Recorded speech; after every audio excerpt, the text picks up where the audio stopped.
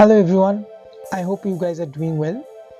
In this video, I am going to discuss about the National Trust Act.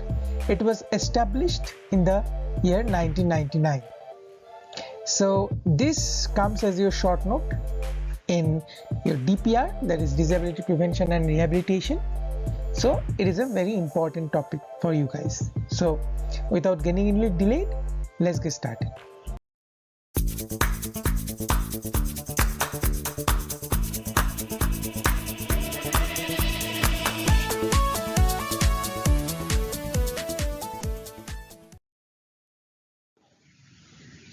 Okay, so the full term for this act is the National Trust Act for the Welfare of Persons with 4 disabilities, namely 1.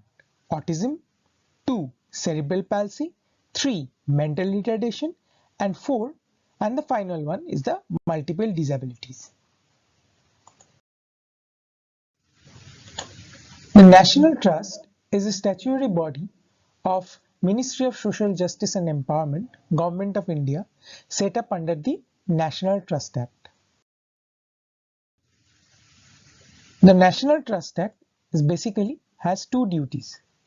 First is the legal duties, that is discharge through local level committees or LLC and providing legal guardianship.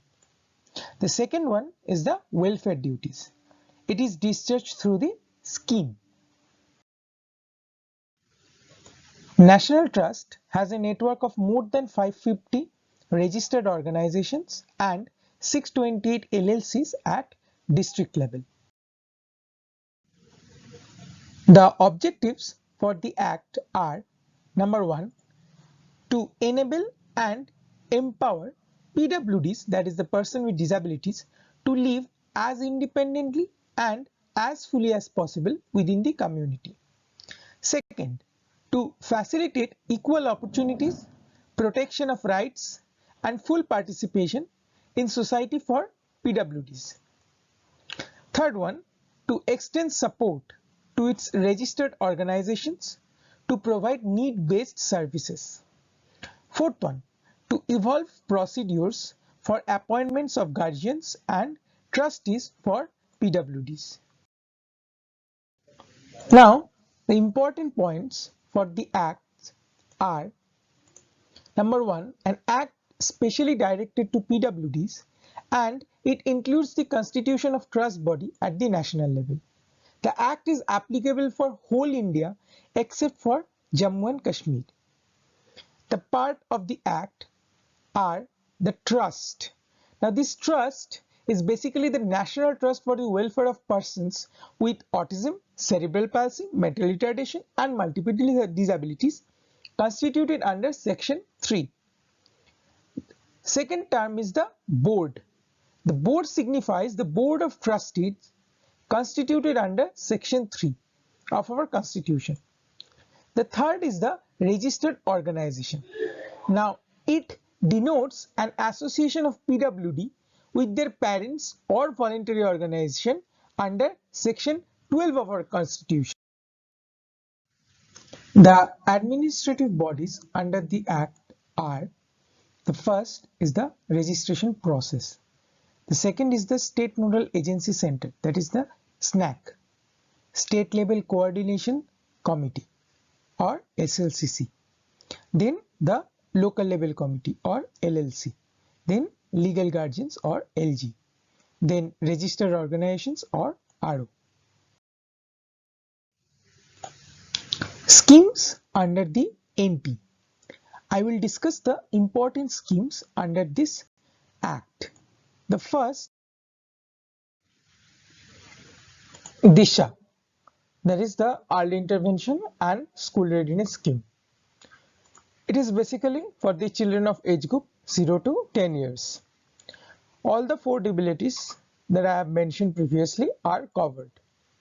Early intervention is given through therapists, training, and providing support to their family members. The second scheme is called VIKAAS, or basically the daycare facility. The main aim of this scheme is to expand the range of opportunities available to a person with disability for enhancing interpersonal and vocational skills. It's a very important point, interpersonal and vocational skills, as they are on a transition to higher age groups. So basically it keeps the patients, vocationally independent as they age. Okay, the third one is called Samarth or Respite care. The aim of this scheme is to provide home for orphans, abandoned families in crisis with one of the 4 disabilities. It also empowers family members by learning skill and fulfill their responsibilities. Next scheme is called Gharaunda, or basically the group home for adults. The aim of this scheme is to provide an assured home and minimum quality of care services for an elderly throughout their life. They are also empowered with vocational training. The fifth one is called Sahayogi or Caregiver Training Scheme. The aim of this scheme is to set up caregiver cells to provide training and create a skilled workforce of caregivers to provide care for the PWD and also educate their families. So the sixth one is called Nirmaya or Health Insurance Scheme. The aim of this scheme is to provide affordable health insurance. All enrolled beneficiaries will get a health insurance cover of up to rupees 1 lakh as defined in the chart OPD treatment, including the medicines, pathology, diagnostics tests, etc. The seventh one is called Gyan Prabha or essential support. The aim of this scheme is to encourage people with 4 disabilities, already I mentioned previously, to take educational or vocational or professional courses for their self-employment. Okay, so the 8th one is called Prerna or basically marketing assistance. The aim of this scheme is to provide funds for events like exhibition, fair, etc. so that PWD can sell their products there. The scheme also provides incentives upon their business turnover. Next is called Badhte Kadam or awareness and community interaction. It basically aims to create community awareness, sensitization, social integration and mainstreaming of PWDs. National Trust sponsors at least 4 events for each registered organization per year.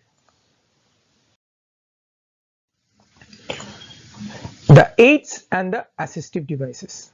National Trust has established a National Resource Center for display of available assistive devices called Sambhav at Adi Center, Delhi. Sambhav scheme aims to provide information on aids and assistive devices available for the PWDs under NTA, that is National Trust Act. The aids for daily living provided under these schemes are modified eating utensils, adapted books, pencil holders, page turners, dressing aids, hygiene aids, etc. Mobility aids, those are electric or manual wheelchair, modification of vehicles for travel, scooter, walkers, etc. Then comes your home or workplace modification. Under this, the scheme provides ramps, lifts, bars, automatic door openers, etc. Then comes your seating and positioning. Under this comes the adapted seating, cushions, tables, positioning belts, wedging to maintain posture, etc. Augmentative and alternative communication, also AAC. Under this, the scheme provides speech generating devices, voice amplifiers, communicating software, prosthetics and orthotics. Under this, the schemes provide splints, braces. Then the sensory aids for visually or hearing impaired.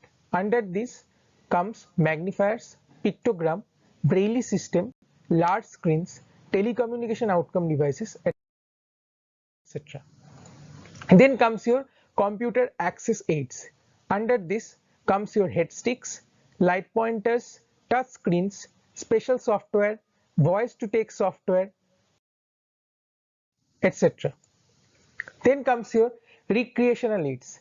Under this comes your adaptive control for movies, games. Next is your environmental controlling system or ECS. It helps maintain electronic devices by simple commands or gestures.